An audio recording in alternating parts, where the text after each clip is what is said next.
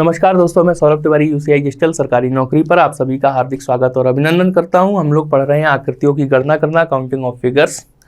और आज हम लोग ये देखेंगे कि जो आकृतियां होती हैं उनके अंदर अगर हमें विकर्णों की गणना करना है तो वो हम किस प्रकार से करेंगे। बहुत ही छोटा वीडियो होने वाला है और एक ही बार में आपको चीज़ समझ में आ जाएगी। 2-3 क्वेश्चन सॉल्व करा देंगे, काम खत्म हो जाएगा। उसके बाद आप अपने हिसाब से उनके आंसर निकालते रहना।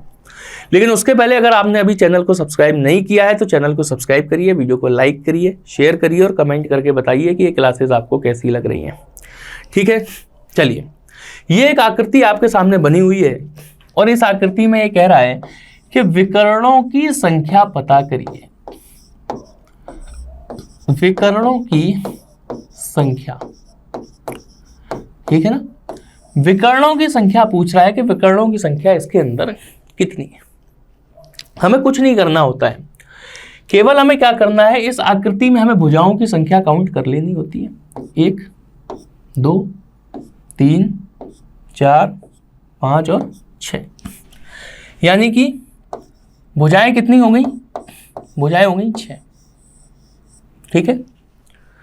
बहुभुज होते हैं, उनमें उन्हीं के अंदर विकर्ण होते हैं। ठीक है ना। आपको ये भी दे सकता है, एक आयत दे दिया या वर्ग दे दिया, इसके अंदर विकर्णों की संख्या कितनी होगी। ठीक है, इस तरीके दे सकता है। पंचभुज दे सकता है, सप्तभुज दे सकता है, अष्टभुज दे सकता है। जितनी भुजाएं उतने भुज हो गए। ठीक है। और पूछ सकता है कि इनके अंदर विकर्णों की संख्या कितनी है। ठीक है ना, ये हमसे पूछ सकता है। इसके लिए हमें क्या करना होता है, केवल एक फॉर्मूला हमें याद रखना होता है। क्या? n into n-3 upon 2। Clear है? n into n-3 upon 2। n क्या हो गया? आपका भुजाओं की संख्या होगी। बस ये आपको इतना ध्यान रखना है, विकर्णों की संख्या। ठीक। अब ये षटभुज आपके सामने दिया हुआ है, 6 भुजाएं हैं इसके अंदर। अब वैसे आप पहले ये देख लो कि अगर इस पॉइंट को अगर हम देखें तो 1, 2, 3 विकर्ण निकले। इससे भी कितने निकले? 3 निकले। इससे भी कितने निकले? अब देखो, इससे हमें 1, 2 और 3, ठीक है ना, ये निकल आए।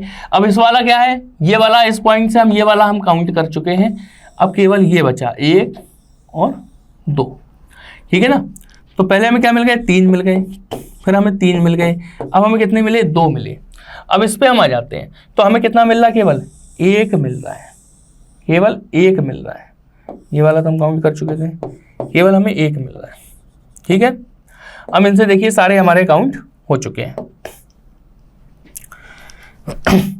इसी तरीके से अब n बराबर 6 हम इसमें हम रख दें अगर। ठीक है। तो देखिए d बराबर 6 इंटू 6 माइनस 3 कितना हो गया? 3 अपॉन 2। 2 से हमने 6 काट दिया, कितना है? 3, 3 त्रिका 9। विकर्णों की संख्या कितनी निकली? 9। यहाँ पे हमने कितनी निकाली थी? आप देखो ध्यान से, 3, 3, 6, 2, 8 और 1, 9। यानी कि आंसर हमारा मैच हो गया इसके अंदर। तो डायरेक्ट बस हमें ये देखना है कि आकृति के अंदर कितनी भुजाएं दी गई हैं, कौन सा बहुभुज है। षटभुज है तो हमने n बराबर 6 रख दिया। ये फॉर्मूला आप नोट कर लो और फिर कहा जाए कि इसके अंदर विकर्णों की संख्या कितनी है। ये क्वेश्चन आपका रीजनिंग में भी पूछा जाता है और मैथमेटिक्स में भी पूछा जाता है, ज्योमेट्री के अंतर्गत। तो ये फॉर्मूला आप याद कर सकते हो। ठीक है। एक आकृति ये आपके सामने। अब इसमें हम देख लें कितनी भुजाएं हैं? 4 भुजाएं हैं, 1, 2, 3 और 4। यानी कि n बराबर हमारा कितना हो गया? 4 हो गया। और फॉर्मूला हमारा क्या होता है? d is equal to n into n-3 upon 2 होता है। n क्या है? 4 है। 4 इंटू 4-3 यानी कि 1 अपॉन 2। 2 से 4 हमने कैंसिल कर दिया, कितना आया? 2। 2 विकर्ण आए इस आकृति में। और देखिए हमें सामने, ये तो हम देख के ही पहचान लेंगे, 2 विकर्ण इसके अंदर होते हैं। क्लियर है? कोई भी दिक्कत नहीं होगी इसके अंदर। एक क्वेश्चन आज का और देख लेते हैं।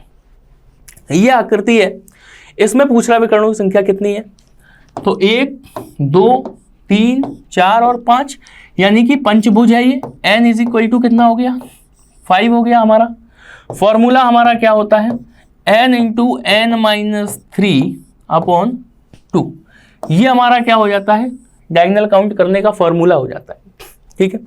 n की वैल्यू 5 है, d is equal to 5 into 5 minus 3 यानी कि 2/2, 2 से 2 कैंसिल हो गया, d इज इक्वल टू कितना आ गया 5, यानी कि विकर्णों की संख्या कितनी आ गई 5 आ गई। क्लियर है ना? तो ये तो बड़े आसान हो गए, सारे क्वेश्चन एक ही टाइप से लगने हैं। अगर विकर्णों की संख्या अगर आपसे पूछ दे तो बस आपको ये देखना है कि कितनी प्रकार की भुजाओं के अंदर ये आकृति है, उसके अंदर जितने भी विकर्ण है वो कैसे निकलेंगे, d is equal to n into n minus 3/2 फॉर्मूले से निकलेंगे। इतने की आपको जरूरत पड़ती है, इससे ज्यादा की आपको जरूरत नहीं पड़ती है। एक क्लास अपनी और होगी आकृतियों की गणना की, वो हम लोग कल हम लोग करेंगे, और उसके बाद जो है ये चैप्टर हमारा पूरी तरीके से खत्म हो जाएगा। और इसकी आप जितनी भी प्रैक्टिस करेंगे उससे आप ये समझ लेंगे कि आप कोई भी आकृति आपके सामने आ जाएगी तो आप उसके अंदर आकृतियों की गणना करने में गलती नहीं करेंगे। ठीक है, मिलते हैं अगली क्लास में नए क्वेश्चंस के साथ में। बहुत बहुत धन्यवाद।